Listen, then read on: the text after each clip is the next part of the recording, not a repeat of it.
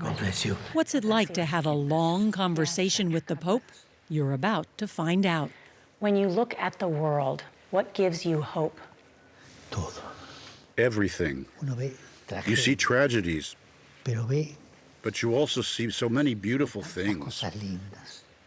A wide-ranging interview with Pope Francis on 60 Minutes.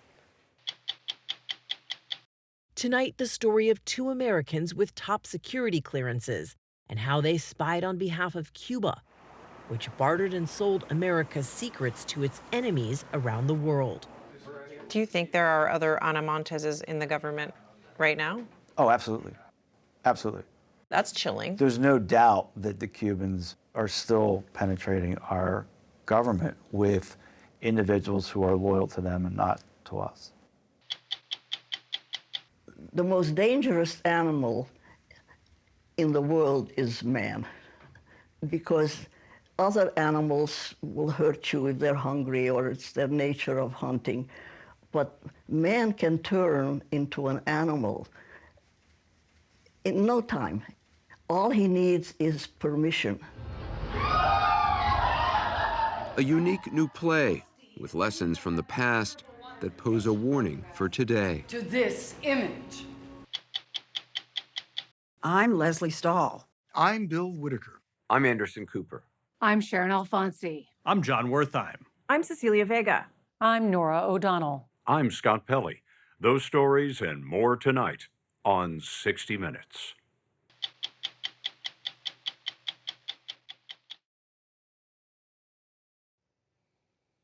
Francis is the first pope from the Americas. The first of his name, and more than any other pope in recent memory, has dedicated his life and ministry to the poor, the peripheral, and the forgotten, all while leading the Catholic Church on difficult, sometimes controversial issues that not everyone supports. We were granted a rare interview at the Vatican and spoke to him in his native Spanish through a translator for more than an hour. Not lost in translation was the 87-year-old's warmth, intelligence, and conviction. We began by discussing the Church's first World Children's Day.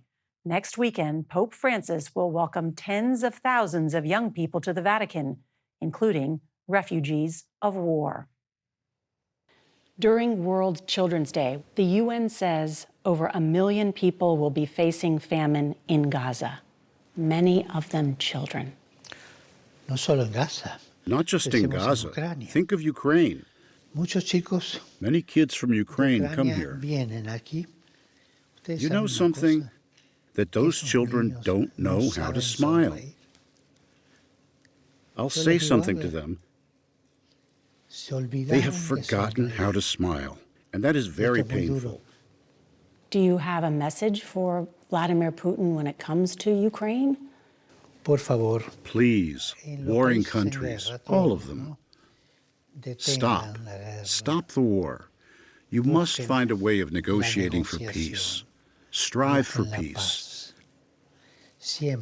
A negotiated peace is always better than an endless war. What's happening in Israel and Gaza has caused so much division, so much pain around the world. I don't know if you've seen in the United States big protests on college campuses and growing anti-Semitism. What would you say about how to change that? Toda ideología es mala. All ideology is bad. And anti-Semitism is an ideology, and it is bad. Any anti is always bad. You can criticize one government or another, the government of Israel, the Palestinian government. You can criticize all you want, but not anti a people. Neither anti-Palestinian nor anti-Semitic, no. I know you call for peace. You have called for a ceasefire in many of your sermons. Can you help negotiate peace? What I can do is pray. I pray a lot for peace. And also to suggest, please stop, negotiate. Prayer has been at the center of the Pope's life since he was born Jorge Mario Bergoglio in Argentina in 1936 into a family of Italian immigrants. Before entering the seminary, Bergoglio worked as a chemist. His own personal formula is simplicity. He still wears the plain silver cross he wore as the Archbishop of Buenos Aires. Though it's not what Francis wears, but where he lives that set the tone for his papacy 11 years ago. Instead of a palace above St. Peter's Square, he chose the Vatican guest house, Casa Santa Marta, as his home. Ahora sí, ahora está bien. We met him there under a painting of the Virgin Mary.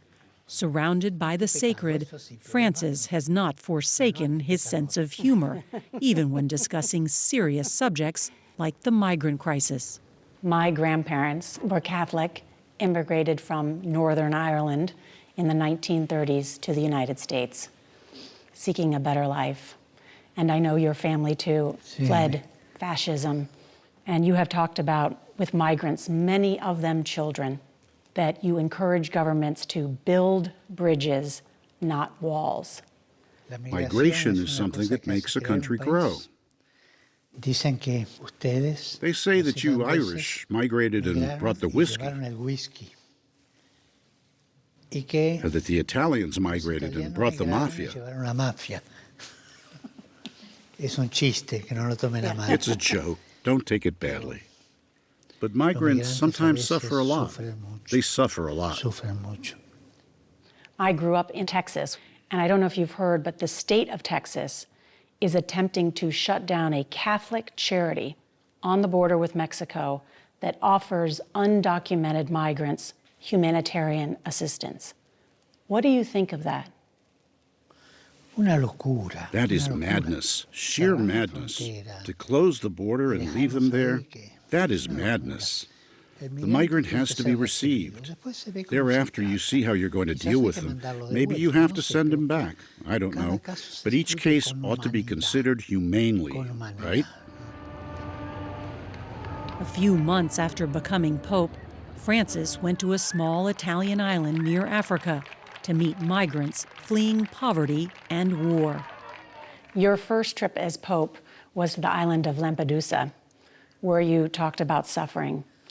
And I was so struck when you talked about the globalization of indifference. What is happening? Do you want me to state it plainly?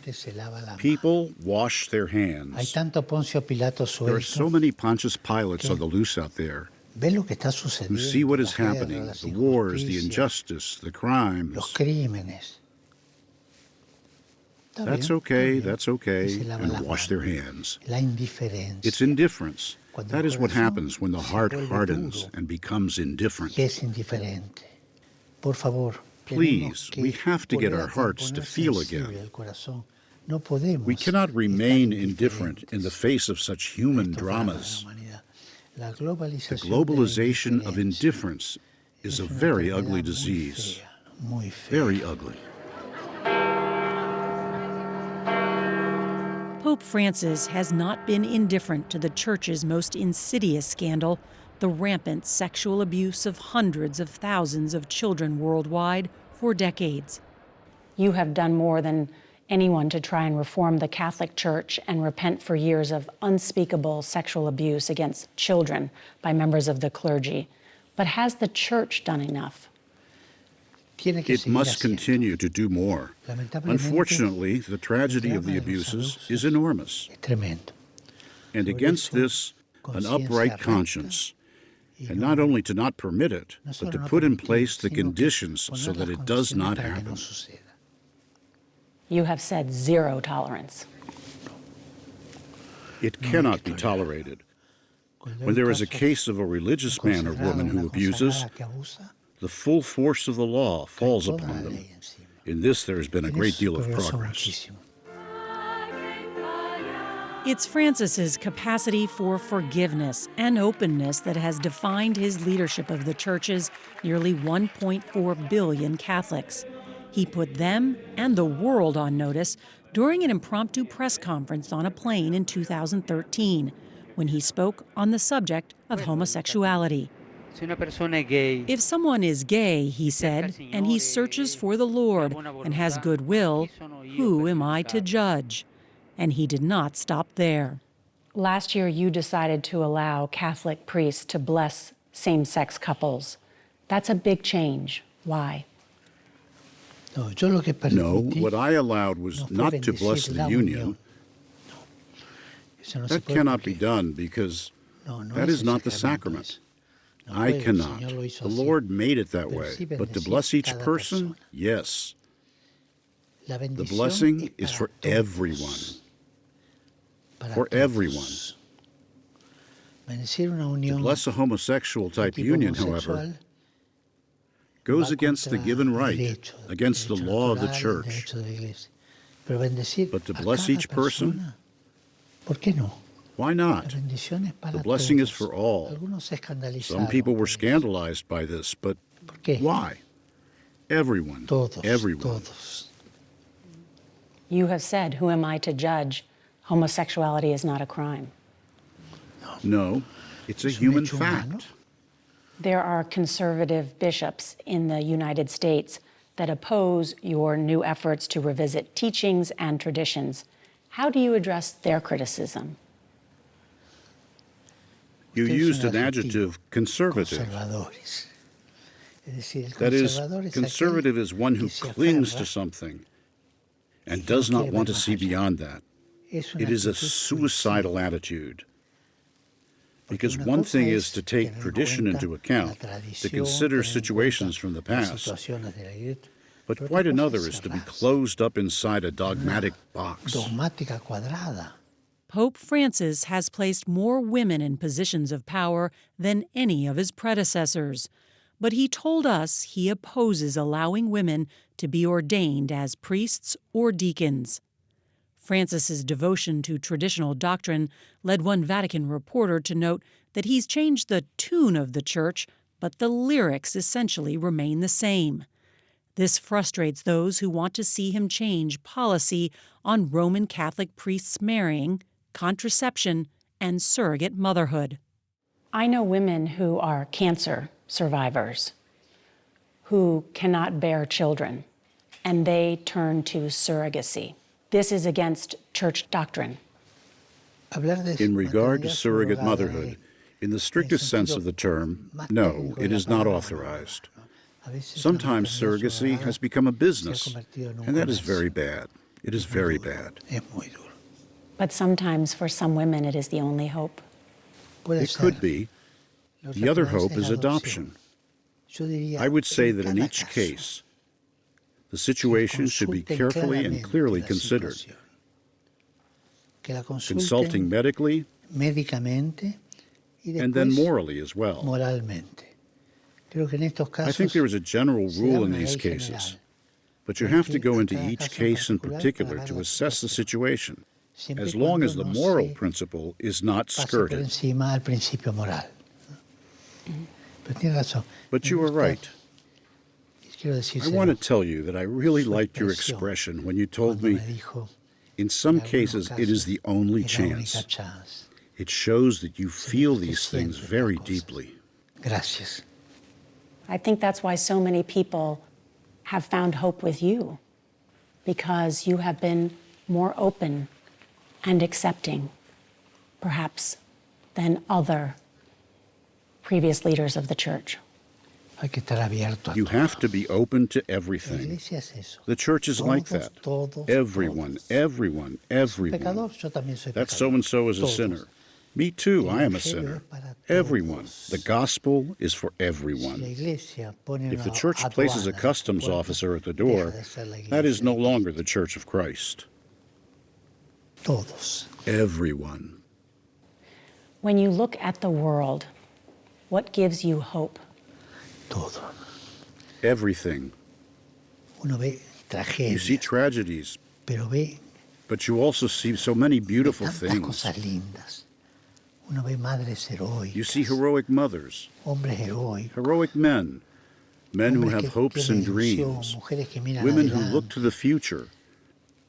That gives me a lot of hope. People want to live. People forge ahead. And people are fundamentally good. We are all fundamentally good. Yes, there are some rogues and sinners, but the heart itself is good.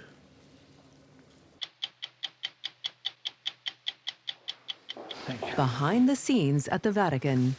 Hey, God bless you. And pray for me, don't forget. At 60minutesovertime.com. Sponsored by Nurtec ODT. Thank you for your kindness. Thank you.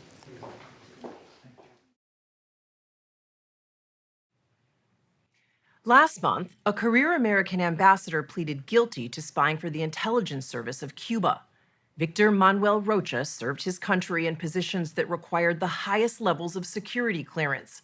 For 40 years, he was a covert agent. Before Ambassador Rocha was exposed, there was another prolific Cuban spy named Anna Montes, a Pentagon official who was the lead analyst on Cuba policy. She spied for 17 years. But Cuban spycraft isn't just a relic of the Cold War. It's a real and present danger to U.S. national security. It turns out Cuba's main export isn't cigars or rum, it's American secrets, which they barter and sell to America's enemies around the world. It was 1999, and then First Lady Hillary Clinton danced with the president of Argentina at a state dinner. President Clinton also danced the tango across the White House ballroom. There in front, wearing glasses and the airs of an aristocrat, stood Victor Manuel Rocha. He was the #2 diplomat at the U.S. Embassy in Buenos Aires, with an impeccable reputation as a senior statesman on Latin America. He served on the National Security Council and became the ambassador to Bolivia, seen here alongside that country's president. All that time while having the highest top-secret security clearance with access to the most sensitive U.S. intelligence. But last December, Attorney General Merrick Garland announced Rocha's arrest. He was charged with spying for Cuba for his entire career. This action exposes one of the highest-reaching and longest-lasting infiltrations of the U.S. government by a foreign agent. In 2022, a man claiming to be a Cuban intelligence officer contacted Rocha and asked to meet. Rocha agreed. He had no idea the man was an undercover FBI agent. Over 3 meetings in Miami, the FBI recorded Rocha with a hidden camera. And according to the complaint, Rocha bragged that he got away with decades of spying by memorizing the secrets he stole. Rocha told the agent, "What we have done, it's enormous. More than a grand slam." He called the U.S., quote, the enemy. What do you think is the extent of damage that he did to national security? Manuel Rocha did enormous damage to American security. Brian Littell was the CIA's top Cuba analyst at the height of the Cold War. He says in the 1980s, Rocha cold called and struck up a professional relationship. They remained friends for decades. You think he approached you to get information out of you ultimately? Yes. He never got any. Did you see any signs that he was leading a double life? None. None? None. What can you tell me about the tradecraft that Cuba uses? They do it very, very well in mostly rudimentary fashions. The Cubans are not flying satellites anywhere in the world. Nearly all of their ability and success has been in the dimension of human intelligence. Their officers, their intelligence agents and officers are very, very good. They know their tradecraft. They practice it with great skill and with discipline. And when they recruit, they're very careful about how they recruit and how they communicate. And what does Cuba do with the information it gets from all of these spies? They have no scruples about sharing the information or perhaps marketing it, selling it to other countries. The Russians, maybe the Chinese. If they collect information about U.S. intentions, policy intentions toward Moscow or Beijing or Tehran, it would be of interest to those countries. That was this man's job when he was a Cuban intelligence officer, decoding messages intercepted from the U.S. Jose Cohen defected in 1994. Es que Cuba compartió esa información con los enemigos de Estados Unidos. Cuba shared that information with enemies of the United States, he told us. Countries like the Soviet Union for years. Countries like North Korea, countries like Iran had information about the operation of the Defense Department. You say Cuba may not have the weapons, Cuba may not have the arms, but they sell these secrets to the enemies of the United States. Más fuerte. The strongest enemies of the United States. All of that was what made me realize this is a battle between good and evil. Cuba was at the service of all the enemies of the United States. After Jose Cohen set foot on U.S. soil, he shared a vital piece of information with the FBI. That led to the investigation of more than 100 suspected Cuban agents and illegal officers, and ultimately one very important spy. Cohen handed over an encryption key like this one, used by Cuban spies to send and receive secret messages with Havana.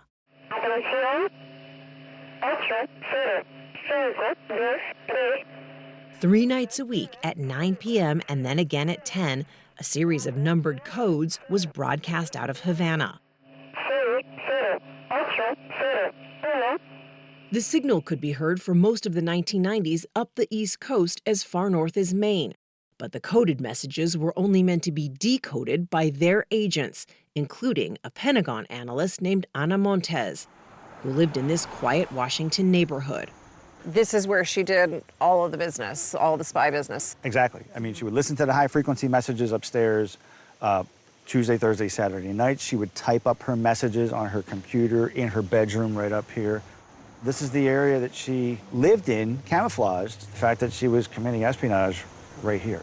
He says, Peter Lapp is a retired FBI special agent who was on the team that led the Montes investigation. How'd she do it? She went to work, memorized 3 things every day, went home and all classified, and then would write them up or type them up. And then every 2 or 3 weeks, she would meet in person at lunch, broad daylight, 2 to 3 hours over lunch. Maybe I've seen too many movies. When I think spies, I'm thinking Dark of Night, Park Bench, secret cameras, fancy gadgets. Right. That wasn't her. Everyone who works for the intelligence community goes home with classified information in their head. And you can't stop that with guards and technology. It's just, it's undefeatable. Lapp wrote a book on the FBI investigation into Montes. He told us Havana doesn't pay its spies, so Americans who spy for Cuba don't do it for money, but rather are driven by ideology. Ambassador Rocha was recruited in the late 1970s, influenced, he now says, by the radical politics of the day.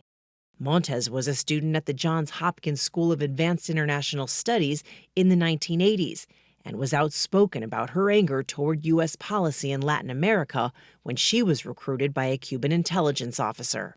Montes's father was a U.S. Army doctor, and her siblings worked for the FBI. One of her first jobs out of graduate school was as an analyst at the Defense Intelligence Agency. So Anna Montes was already a full-fledged Cuban spy from the moment that she set foot inside the Defense Intelligence Agency. She walked in fully recruited, day one. Only went to DIA for the purpose of spying for the Cubans. And when you think about the other folks that have been arrested for espionage, most start loyal. They take the oath. They intend to abide by that oath, but then something happens and they flip. And Anna's unique in the sense that she walked in from day one and was an insider threat and only went for the purpose of spying for the Cubans. How does a Cuban spy walk through the doors of the DIA and get a job? She didn't have to take a polygraph? They did not have a polygraph program at the time. Over the course of her career, she became such an expert that she was known in the intelligence community as the Queen of Cuba. All the while, she was exposing national secrets to Havana. The FBI surveilled her for a year before her arrest as she walked to work and called her Cuban handler. By that time, she had revealed the existence of a top-secret satellite program used by the U.S. to spy on other countries. She also gave Havana the names of 450 American intelligence officials working on Latin American issues, including 4 undercover officers stationed in Cuba. And she got away with it for 17 years, until she was arrested in 2001 at her office by FBI Special Agent Peter Lapp and his partner, Stephen McCoy. She didn't fit the profile of a typical spy. No, being a woman is incredibly unique, so it doesn't fit that typical what we would look for in a spy, which is mostly men. Montes pleaded guilty to espionage, and in exchange for not spending the rest of her life in prison, she agreed to tell the FBI everything she had done. I wouldn't mind at all meeting 2 Fridays a month. Through a public records request, we obtained this footage, seen here for the first time, of Montes wearing prison stripes, speaking with FBI investigators. Citing Montes's right to privacy, the FBI denied our request for the recorded audio of their interviews. But we obtained a declassified transcript of the first day where Montes described how deep in she was. She said, "Ever since I started helping the Cubans, there's been no halfway. I don't really know how a person does it without feeling morally bound. It's a full commitment, mentally, physically, emotionally. I feel that what I did was morally right, that I was faithful to principles that were right." Montes told the agents her only regret was that she was forced to cooperate with the FBI as part of her plea deal. "It's tearing me up," she said, "but if the only way I'm going to see my family again, it's the only way." Agent Lapp sat across from Anna Montes in the interrogation room for 7 months. He said one of the most sobering moments was when she said how far she would have been willing to go for the Cubans in the week after 9/11. She said, if the Cubans asked me to provide them with intelligence about what we were doing in Afghanistan, I absolutely would have done that. And if men and women were killed as a result of my intelligence in Afghanistan, she told us that's the risk that they took. What was the extent of the damage that she did? I do think she's in that tier of some of the most notorious spies in American history, and I think the damage that she did was incredibly significant. After serving 20 years in federal prison, Anna Montes was released in January 2023. She's now living in Puerto Rico, where she has family and has been celebrated by some as a hero, seen here recently receiving an award from supporters. Through a lawyer, Montes declined our request for an interview. Last month, former ambassador Victor Manuel Rocha told a judge he was deeply sorry and pleaded guilty to acting as an agent of the Cuban government. At age 73, he was sentenced to 15 years in prison and is currently cooperating with investigators.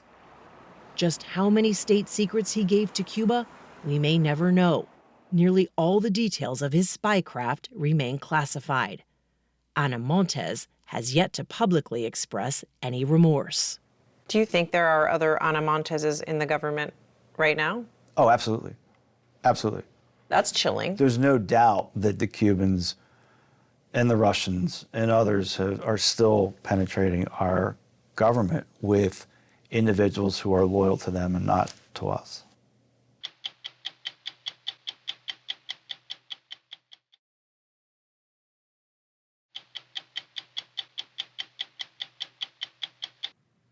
By the time a new play opened last week off-Broadway by acclaimed writer and director Moises Kaufman, it had already been nominated for a Pulitzer Prize. It's based on the true story of a photo album from Auschwitz that was sent to the United States Holocaust Memorial Museum in Washington, D.C. in 2007. Museum historians weren't sure what to make of it at first, but the album turned out to be the scrapbook of a Nazi, an SS officer who helped run the day-to-day operations of Auschwitz, where about 1.1 million people, mostly Jews, were murdered between 1940 and 1945. The album doesn't show any prisoners or gas chambers. What it does show are some of the most notorious killers in history seemingly enjoying themselves. That's what museum officials found so chilling, and what Moises Kaufman spent 14 years creating a play about. When I first saw the photographs, I got goosebumps. And I remember thinking, you know, many of the people in my family died in Auschwitz. And these are the people who were doing it. And they don't seem to have any remorse. Seeing that in a photograph so clearly articulated is terrifying. this is terrifying because they all look so much like us. The photographs may appear unremarkable at first. SS officers at dinner parties, drinking, socializing, flirting with their young Nazi secretaries. But when these pictures were taken, the Germans were losing the war and exterminating more Jews in Auschwitz than at any other time in the Holocaust. Several images show an SS officer giving his secretaries blueberries while a man plays an accordion. The inscription reads, "Here there are blueberries." Moises Kaufman picked that for the title of his play. I wanted the audience to have the experience that we had looking at the photographs. What was it about the series of the women eating blueberries that so struck you? That there were just, teenage girls who were secretaries. Everyone is showing the photographer their empty plates. But there's one of the women who's pretend crying. So she's so sad because she's run out of blueberries. And outside of the frame, there's 1.1 million people who are being killed.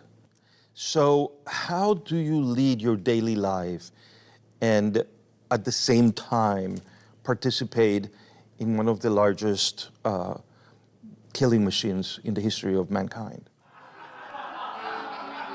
The caption says, "Rain from a clear sky." Kaufman's play is centered on the museum historians who worked with survivors and even descendants of Nazis themselves to uncover what the album was. The images appear to be straight out of a holiday scrapbook.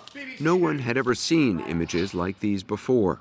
There are few photos of Auschwitz because the Nazis worked hard to conceal their crimes. I count 116 photographs. Kaufman's main character is Rebecca Erbelding, the historian at the Holocaust Museum, played by actor Elizabeth Stallman.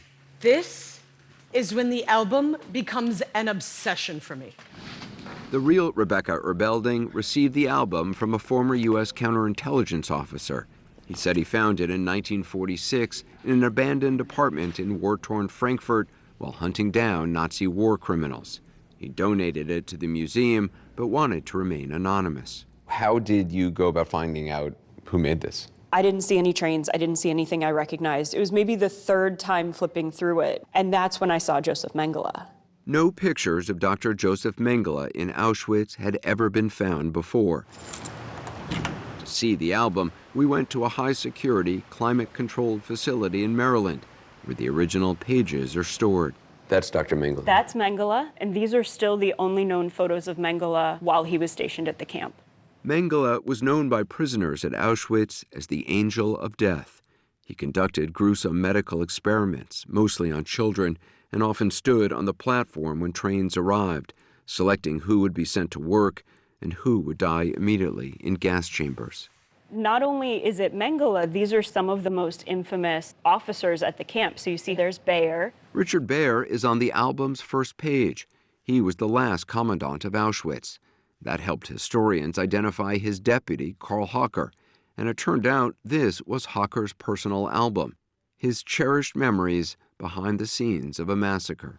May 1944 is when Hocker got to Auschwitz. Yes, so this is the entirety of his time at Auschwitz. Before the war, Hocker had been a struggling bank teller. Becoming an SS officer at Auschwitz was considered a big step up. He had been staffed at the Majdanek camp before this, and so he had experience with prisoners arriving, with selections, with gas chambers. He signed receipts for Zyklon B, the lethal gas that was used for killing people. He is a crucial cog in the Nazi killing machine. The 116 photos in the album show Auschwitz as Karl Hocker wanted to remember it. It's a mix of candid things and really officials. This is his dog. His dog's name is Favorit. I mean, what's so stunning about them is how... Normal? Yeah. Yeah. I mean, who hasn't taken a photo of them shaking their dog's hand? Mm-hmm. So this is Yule Fire 1944, which is Nazi Christmas. They know that the Soviets are coming. They are not far. They can probably hear the bombs. And they're lighting Christmas trees. Yeah. The album reveals something else museum officials hadn't seen before. The Nazis built a vacation resort at Auschwitz. It was called Sula Hütte. These pictures show a gathering of top SS officers there in July 1944.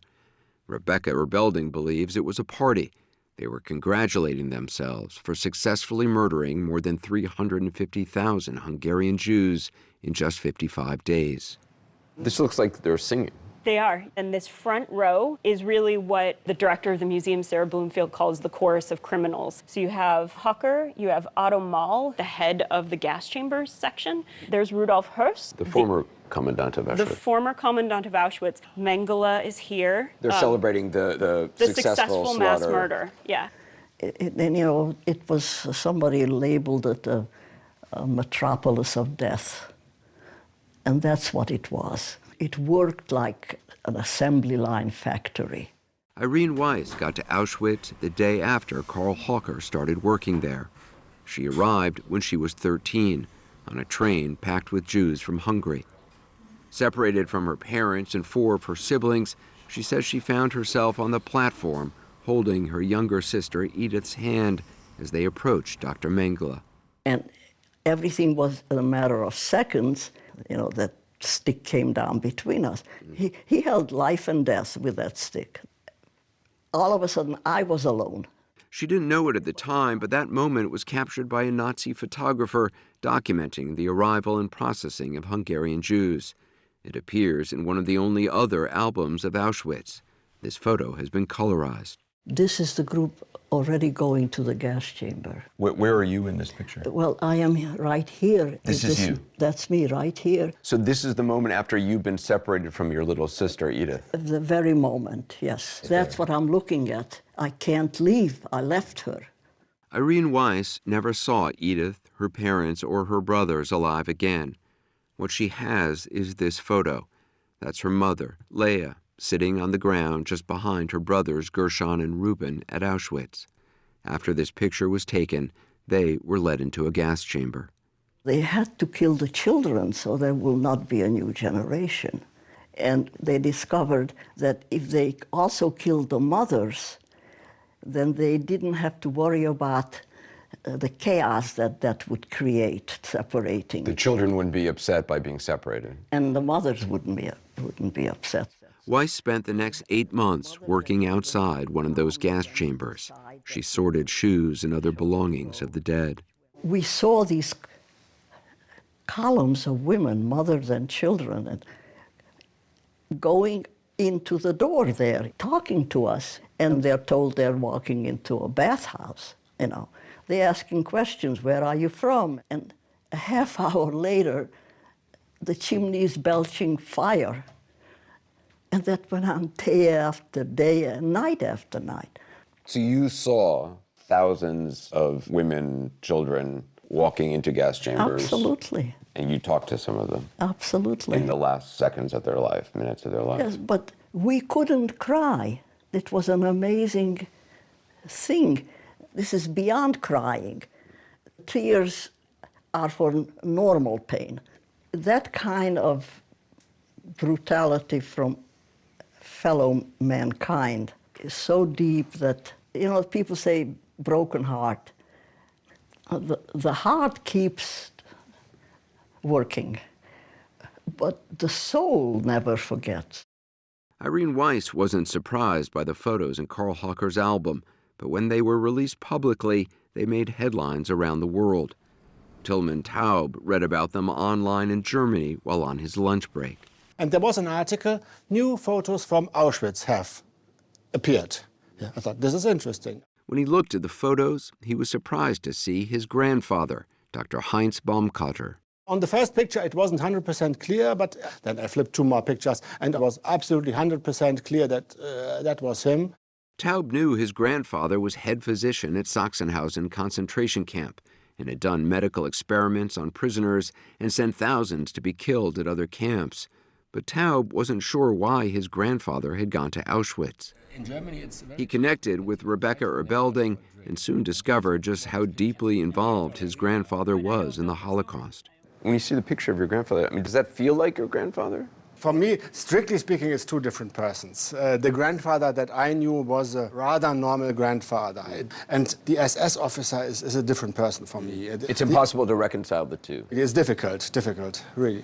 Taub now helps the museum search for more photos and documents by reaching out to other descendants of Nazis. Of course, you want to be part of some kind of movement that helps preventing things like that from happening again. You know your grandfather and you know what he did. Does it make you think differently about human beings, what we are all capable of? Absolutely, absolutely. How could highly educated physicians, people whose entire professional purpose was to heal, become systematic killers? The play about the Hawker album by Moises Kaufman and Amanda Gronick, his co-writer and longtime collaborator, raises difficult questions, not just about our past, but about ourselves. When we look at these pictures, we're looking through the lens of how they saw what they were doing. Why is it important to see Auschwitz through their eyes? Because they didn't wake up each morning thinking, I'm an evil monster. I'm going to do evil, monstrous things.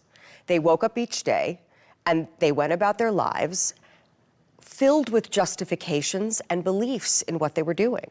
It makes all of us ask the question, well, what am I capable of doing? I think that's what's happening. When the audience comes in, they sit here and they go, who would I have been in that picture? The most dangerous animal in the world is man, because other animals will hurt you if they're hungry or it's their nature of hunting. But man can turn into an animal in no time. All he needs is permission. As soon as permission is given from higher ups, from government, it accelerates. Even a hint of permission that it's okay to attack this group or exclude this group or shame that group. It's happening. It's never stopped.